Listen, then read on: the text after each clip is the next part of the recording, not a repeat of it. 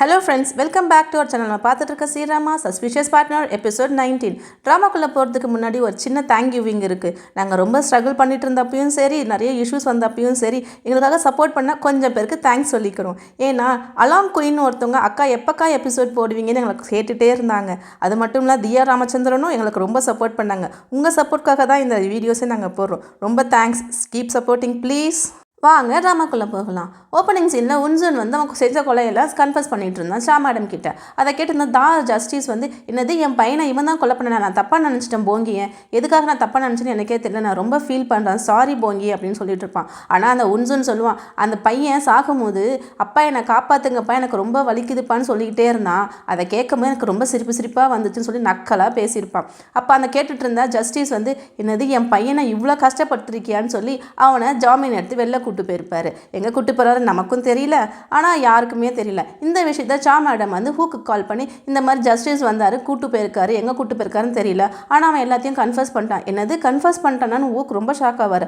ஆமாம், ஆனால் அவன் 2 கொலை தான் கன்ஃபர்ஸ் பண்ணியிருக்கான், ஏன் பண்ணான்னு எதுவுமே சொல்லலை, ஆனால் அதுக்குள்ளே ஜஸ்டிஸ் கூட்டு போயிருக்கான்னு சொன்னவொடனே ஹூக் சொல்வார், நான் அங்கே வரேன் இரு அப்படின்ட்டு போவாங்க. அப்போ வந்து நம்ம போங்கி கேட்பாங்க, எங்கே ஹூக் போகிறீங்க அப்படின்ட்டு. இல்லை ஜஸ்டிஸ் வந்து எங்கேயோ கூட்டு போயிருக்காராம், ஏன்னு தெரியல அப்படின்ட்டு. அதுக்கு போங்கி சொல்லுவாங்க, ஆமாம் அந்த ஜஸ்டிஸ் தான் வந்து என்கிட்டையும் வந்து பேசினார், சாரி போங்கின்னு என்கிட்ட சாரி கேட்டார், ஏன்னு தெரியலன்னா. என்னது உங்கள்கிட்ட சாரி கேட்டாரா, அப்படின்னா ஏதோ தப்பாக இருக்குது போங்கி, வா போய் பார்க்கலாம் அப்படின்ட்டு கூப்பிட்டு போவாங்க. அதெல்லாம் தெரியாமல் எங்கே போகிறோன்னு தெரியாமல் 2 பேரும் காரில் போவாங்க. அப்போ ஹூக் கேட்பார், என்ன போங்கி ரொம்ப டயர்டாக இருக்க மாதிரி இருக்குன்ட்டு. அதெல்லாம் ஒன்றும் இல்லை ஹூக், எனக்கு ரொம்ப கன்ஃபியூஷனாக இருக்கும், எங்கே தான் போயிருக்காங்கன்னு தெரியல அப்படின்ட்டு. அதுக்குள்ளே ஷா மேடம் என்ன பண்ணுவாங்க, போலீஸ்கிட்ட இன்ஃபார்ம் பண்ணி எங்கே போயிருக்காங்கன்னு சொல்லி சிசிடிவியில் செக் பண்ணிகிட்டு இருப்பாங்க.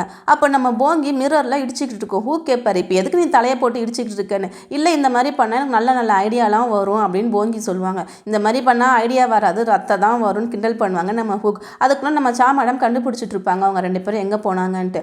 அதாங்க நம்ம போங்கியோட பழைய அப்பார்ட்மெண்ட்டுக்கு போயிருப்பாங்க. அந்த இன்ஃபர்மேஷனை ஹூக்குக்கு கால் பண்ணி சொன்ன உடனே போங்கியும் ஹூக்கும் அந்த அப்பார்ட்மெண்ட்டுக்கு போயிருப்பாங்க. ஆனால் அதுக்குள்ளே அந்த இருக்காருல்ல, அதாங்க ஜஸ்டிஸ், அவர் வந்து உன்சூன் கொலைகாரனை கொலை பண்ண போயிட்டுருப்பார். செம்ம ஃபைட் நடக்கும். அவன் என்ன பண்ணுவான், அவரை அடிச்சுட்டு வெளில தப்பிச்சு ஓட பார்ப்பான். அதுக்குள்ளே நம்ம ஹூக் வருவார். ஹூக்குக்கும் அவனுக்கும் சரி ஃபைட் நடக்கும். அப்போ ஹூக்கை வந்து வயிற்றுலேயே அந்த உன்சூன் அடிச்சிடுவான். ஏற்கனவே கத்தி கொடுத்து பட்டிருக்குல்ல, அதனால தான் வலி தாங்க முடியாமல் நம்ம ஹீரோ கீழே விழுந்துருவார்.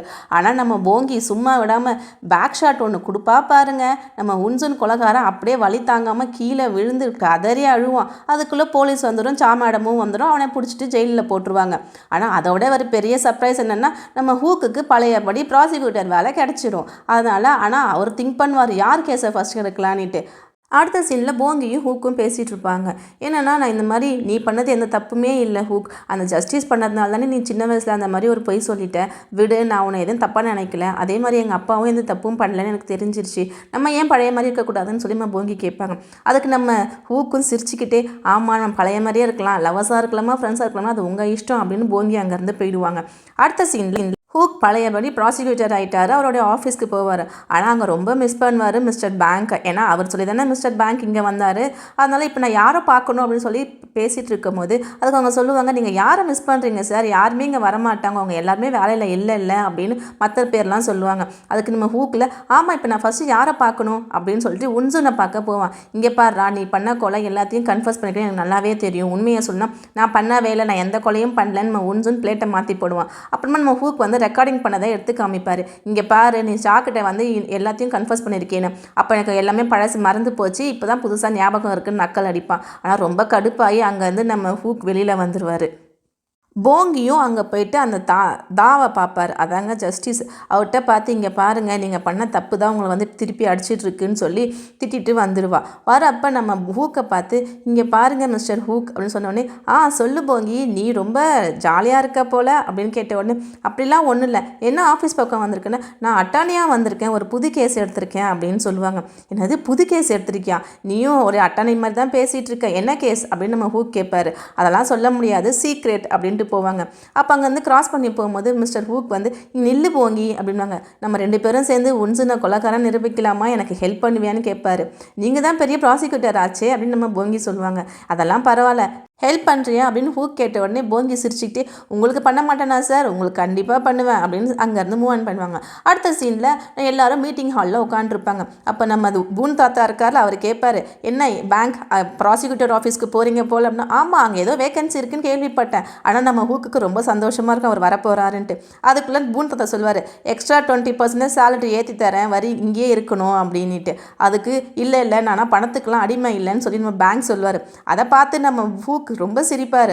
ஆனால் அதுக்குள்ளே 20%லாம் வேணாம் 50% தரீங்களா அப்படின்னு நம்ம பேங்க் கேட்டோன்னே ஹூக்கு செம்ம கோவம் வந்துடும். இங்கே பாருங்கள், கன்ஃபியூஷன் பண்ணாதீங்க, இதை பற்றிலாம் பேசிகிட்டே இருக்காதீங்க, வாங்க கேஸுக்குள்ளே போகலான்னு சொல்லி திட்டி கேஸுக்குள்ளே கூட்டி போயிடுவார். அப்போது ஊக் சொல்வார், இந்த உன்சன் சொன்னது எல்லாத்தையுமே போய் மறந்துருச்சுன்னு சொல்கிறான், அவன் அந்த கேஸ் தப்பிக்க முயற்சி பண்ணுறான், கண்டிப்பாக அவனுக்கு தண்டனை வாங்கி கொடுக்கணும்னு சொல்லுவாங்க. அப்போ எல்லாருமே ஆமாம் நான் கூட ட்ரை பண்ணுறேன்னு சொன்னேன். நம்ம சா மேடம் அங்கே தான் இருப்பாங்க, ஏன்னா அவங்க தான் வேலை போயிடுச்சு. அப்போ பூன் கேட்பாரு, நீயும் இங்கே தான் வந்துட்டியா, உனக்கு தான் வேலை இல்லையே, இங்கேயே ஜாயின் பண்ணிக்கோ, மற்றவங்க மாதிரி நீ இருக்காதேன்னு சொல்லி கிண்டல் பண்ணிகிட்டு இருப்பாங்க. அப்போ அந்த நேரத்தில் ஹூக் சொல்வார், இங்கே பாருங்கள் அவனோட டீட்டெயில்ஸ் எல்லாத்தையும் சர்ச் பண்ணி எடுங்க அப்படின்னோடனே நம்ம ஸ்டா சொல்லுவாங்க, அவனுடைய பாஸ்ட் எல்லாமே இங்கே தான் இருக்குது, இந்தாங்க இந்த ஃபைலை ரீட் பண்ணி பாருங்கன்னு கொடுப்பாங்க. அந்த நேரத்தில் நம்ம சா மேடம் காஃபி குடிப்பாங்க. அப்போ மிஸ்டர் ஜி அங்கே வருவார். 2 பேருக்கும் காஃபி குடிக்கும்போது ஒரு ரொமான்ஸ் சின்னதாக நடக்கும். அதுக்கப்புறம் அடுத்த சீனில் பார்த்தீங்கன்னா ஹூக் சொல்வார், நான் பழைய கேஸ் எடுக்க போகிறேன், அதாங்க அந்த ரேப் கேஸ் அப்படின்னு சொன்ன உடனே எல்லாரும் ஷாக் ஆவாங்க. என்னது நீ ஏன் ஹூக் அந்த பழைய கேஸ் இருக்குன்னு எல்லாரும் கேட்கும் போது, இல்லை அதிலிருந்து தான் உன்சூனை கொலைகாரன் நிரூபிக்க போகிறேன் அப்படின்னு சொல்லுவாங்க. இந்த கேஸை யார் எடுத்ததுன்னு விசாரிக்கும் போது ஒரு பழைய வக்கீல் ஒருத்தர் இருப்பார். அவங்கள போங்கியும் ஹூக்கும் போய் மீட் பண்ண போனப்போ, ஆமாம் இந்த கேஸை நான் தான் எடுத்தேன், ஆனால் அது கேன்சல் பண்ணிட்டாருன்னு சொல்லுவாங்க. யார் கேன்சல் பண்ணதுன்னு நம்ம ஹூக் கேட்க, அந்த தான் கேன்சல் பண்ணிட்டாருன்னு. இந்த எவ்வளோ பெரிய தப்பு பண்ணியிருக்காரு, ஒரு சின்ன பொண்ணை ரேப் பண்ணியிருக்காங்க, அதை கூட தெரியாமல் இந்த மாதிரி பண்ணியிருக்காங்களே, ஒரு சின்ன பொண்ணை வச்சு அத்தனை பேர் தப்பாக நடந்திருக்காங்க, அவங்களுக்கு எல்லாருக்கும் தண்டனை வாங்கி கொடுக்கணும்னு சொல்லி ஹூக் அங்கேருந்து கிளம்புவாங்க.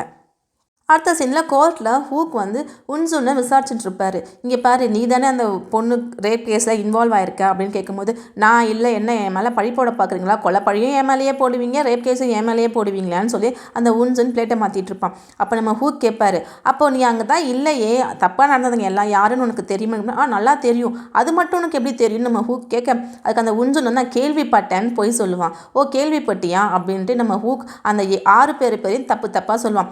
இவன் தான் அங்கே கூப்பிட்டு வந்தான் அந்த பொண்ணை, இவன் தான் ரஃபாக ஹேண்டில் பண்ணான்னு சொல்லும் போது அதுக்கு நம்ம உன்சுன்னு சொல்லுவான், இவன் இல்லை, இவன் தான் வேற ஒருத்தன் தான் கூப்பிட்டு வந்தான், இவன் தான் தள்ளனா அப்படின்லாம் சொல்லிட்டு இருப்பான். நீ தான் அங்கே இல்லையே, கேள்வி தானே பட்ட, எப்படி நாங்கள் நடந்த மாதிரியே சொல்கிறேன்னா, நான் கேள்விப்பட்டதை தான் சொல்கிறேன், உண்மையாக நான் தான் எனக்கு எப்படி தெரியும்னு மழுப்புவான். அப்போ நம்ம உன்சுன் பொய் சொல்கிறான்னு ஹூக் கண்டுபிடிச்சிவார்.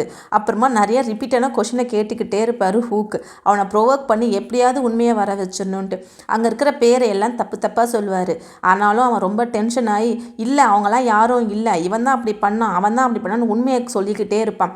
அப்போ சரி அந்த 6 பேரையும் நீ சொல்லணும், 6 பேர் இல்லை 7 பேர்னு நம்ம உன்சுன் வளருவான். சரி அந்த 7 பேரையும் சொல்லுன்னு ஹூக் கேட்கும் போது எல்லாரும் பேரையும் சொல்லும் போது கடைசியில் ஒரு பேர் சொல்லாமல் மழுப்புவான். என்ன நீ அந்த 7வது பேரை சொல்லுன்னு கேட்கும் போது, அதெல்லாம் ஒன்றும் இல்லைன்னு மழுப்பிக்கிட்டே இருப்பான் உன்சூன். அப்போ 7வது நீ தான் உன்சூன், உன் பேர் தான் இருக்கு ரெக்கார்டில், ஆனால் அது பொய்யான ரெக்கார்ட்மா, சரி நீ அந்த 7வது பேரை சொல்லு அப்படின்னு சொன்ன உடனே அவன் கேட்கவே மாட்டான், நான் பண்ணலன்னு சொல்லிட்டு இருப்பான். அவன் திடீர்னு ஜட்ஜிட்ட திரும்பி ஹூக் சொல்லுவார், இங்கே பாருங்கள் அந்த பொண்ணை இந்த மாதிரி தான் கொடுமை பண்ணியிருக்காங்க இத்தனை பேர் சேர்ந்து, அதனால தான் இவன் கொலை பண்ணியிருக்கான்னு சொல்லி பேசிகிட்டு இருக்கும் போது நம்ம உன்சூன் சொல்லுவான், ஆமாண்டா அவன் தப்பாக நடந்துக்கிட்டான், அதனால தான் நான் கொலை பண்ணேன், எனக்கு ரொம்ப டென்ஷனாக இருக்குது, என்னை எல்லாம் வச்சு நீங்கள் எல்லாம் பொய் சொல்கிறீங்க, என்னை மாட்டி விட பார்க்குறீங்கன்னு என்னென்னமோ பேசுவான். அப்போ நம்ம ஹூக் ஃப்ளாஷ்பேக்கை நினச்சி பார்ப்பாரு. அவங்க மீட்டிங் ஹாலில் உட்காந்து ஹூக் சொல்லுவார் எல்லாருக்கிட்டையும், நான் அவனை ப்ரொவோக் பண்ணி உண்மையை வர வைக்க போகிறேன், ஸோ அவன் பண்ணாத தப்பை நீ தான் பண்ணேன்னு நான் சொல்லி அவன் எல்லா உண்மையும் உளரம்படி நான் பண்ணுவேன் அப்படின்னு நம்ம ஹூக் சொல்லியிருப்பார்.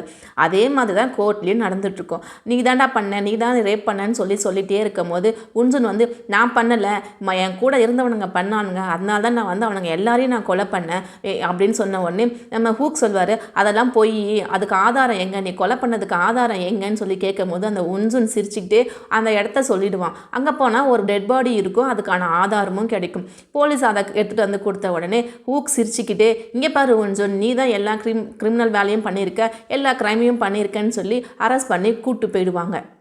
அடுத்த சீனில் எல்லாருமே மீட்டிங் ரூமில் உட்காந்துருப்பாங்க. எல்லாரும் பீஸா சாப்பிட்டுட்டே சொல்லுவாங்க, நம்ம இந்த கேஸில் சக்ஸஸ் ஆகிட்டோம்ல அப்படின்னா இன்னும் தீர்ப்பு வரல, வெயிட் பண்ணுங்கன்னு நம்ம ஹூக் சொல்வார்.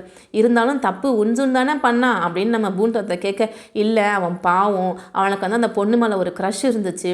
ஆனால் அவன் ஃப்ரெண்ட்ஸ் எல்லாம் சேர்ந்து அந்த பொண்ணை வந்து டார்ச்சர் பண்ணும்போது அவனால் ஒன்றுமே பண்ண முடியாது. அதனால தான் வந்து பெருசான உடனே அவங்க எல்லாரையுமே அவன் கொலை பண்ணான். அவன் என்கிட்ட முன்னாடியே ஒரு வாட்டி சொல்லியிருக்கான், என்னென்னா எல்லாருமே ரேப் பண்ணிவிட்டு எல்லாருமே ஒரு பெரிய பெரிய பொசிஷன் இருக்காங்க. ஒருத்தன் டாக்டராக இருக்கான், ஒருத்தன் போலீஸாக இருக்கான், ஒருத்தன் ஆங்கராக இருக்கான். என்ன நடந்துட்டுருக்குன்னு எனக்கு புரியல. ஆனால் தப்பு பண்ணவங்க நல்ல லைஃப் கிடச்சிருக்கே அப்படின்னு அவன் சிரிச்சுக்கிட்டே சொன்னான். அப்போ எனக்கு அர்த்தம் புரியல, இப்போ தான் புரியுது. அவன் தப்பு பண்ணவங்க எல்லாருமே கொலை பண்ணியிருக்கான். ஏன்னா அந்த பொண்ணை அவன் நிஜமாவே லவ் பண்ணியிருக்கான் அப்படின்னு நம்ம ஹூக் சொல்லுவார். அதை கேட்ட போங்கி ரொம்ப ஃபீலாக இருக்கும். அதே நேரத்தில் நம்ம ஜி வந்து பாத்திரம் கழுவிட்டு இருப்பார். அப்போ நம்ம போங்கி கேட்கும், என்ன நீங்கள் யாரையாவது லவ் பண்ணுறீங்களான்னு. ஆமாம், நான் ஒரு பொண்ணை மனசார லவ் பண்ணுறேன்னு நம்ம ஜி வந்து மேடம் நினச்சிட்டே சொல்லுவாங்க. ஆனால் எனக்கு ஒன்றுமே புரியல, என் மனசு சொல்கிற போது நான் கேட்பேன்னு சொல்லி பேசிகிட்டு இருக்கும் போது நம்ம ஹூக் அங்கே வந்து 2 பேரும் என்ன பேசிகிட்டு இருக்கீங்கன்னு ஒட்டி கேட்பார். அதுக்கு ஒன்றும் இல்லடா அப்படின்னு சொல்லி சமாளித்து அங்கேருந்து போங்கி போயிடுவாங்க. ஆனால் போங்கி கோர்ட் சீனில் போய் உட்காந்துருப்பாங்க. அங்கே நடந்த ஃபஸ்ட்டு சீன்லேருந்து எல்லாத்தையும் நினச்சி பார்ப்பாங்க. என்னால் தான் ஹூக் வந்து இந்த கேஸில் வந்தார், என்னால் தான் அவருக்கு வேலை போச்சு அப்படின்னு நினச்சி பார்த்துக்கிட்டே இருக்கும் போது பின்னாடி ஹூக் வந்து நிற்பார். இங்கே பாரு ஹூக், நான் உன்னை எப்பயுமே லவ் பண்ணிகிட்டே தான் இருப்பேன், நீ என்ன பண்ணாலும் நான் உனக்காக தான் நான் வெயிட் பண்ணிகிட்ருப்பேன்னு சொல்லி ஓடி போய் ஹக் பண்ணுவாங்க. நம்ம ட்ராமாவில் ரொமான்ஸ் இல்லாமல் எப்படிங்க இருக்கும். கிஸ்ஸிங் சீனோட இந்த எபிசோடை முடிச்சிருக்காங்க. அடுத்த எபிசோடில் என்ன நடக்குதுன்னு பார்க்கலாம். Until wait. மறக்காமல் லைக் பண்ணுங்கள், சப்ஸ்கிரைப் பண்ணுங்கள். அன்டில் சுக்கி பவ.